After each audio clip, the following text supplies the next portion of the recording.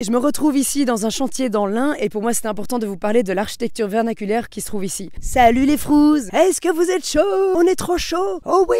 On voit une toiture en tuiles canal qui sont spécifiquement bombées. Donc on a une partie qui est bombée vers le haut, une partie qui est bombée vers le bas et qui sont agencées pour pouvoir évacuer l'eau le plus facilement possible. On a un bon recouvrement de toiture pour protéger une ossature en bois, on appelle ça le colombage, et ensuite rempli soit une partie avec un torchis appliqué sur un latis. Certains endroits sont remplis avec des briques de terre cuite. En général, ce genre de maison n'a pas de grosses fondations, on est sur un terrain très argileux. Ici par exemple, on peut voir un très beau soubassement en pierre. Avec le temps, le bois était de plus en plus rare, donc on essayait de trouver d'autres techniques de construction. Et donc ici, on va avoir des murs construits avec une technique de pisé, de l'argile et du sable mélangés qui vont être tassés dans un coffrage. Et ensuite, si je fais une rotation de 15 degrés vers la gauche,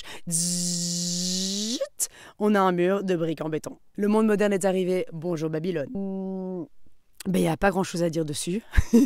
Ces constructions datent d'avant les années 1700. Alors le plus gros drame de tous les drames, c'est quand on va enduire de la terre, du torchis, du pisé ou de la chaux avec du ciment. Parce que du coup les matériaux ne respirent plus, l'humidité qui éventuellement est présente dans le mur ne peut plus sortir. Du coup ça va créer des dégâts, ça renferme l'humidité à l'intérieur du mur, ce qui va détériorer les matériaux comme le bois, l'enduit qui est utilisé, les briques, etc. Donc on essaye d'éviter. Je vais vous montrer quelque chose, je pense que cette maison-là, ils l'ont enduite en ciment. Voilà, c'était un petit tour de la région. Il faudra que vous m'invitiez chez vous pour que je fasse une analyse de votre quartier. Ce sera 2h47, reportage géographique.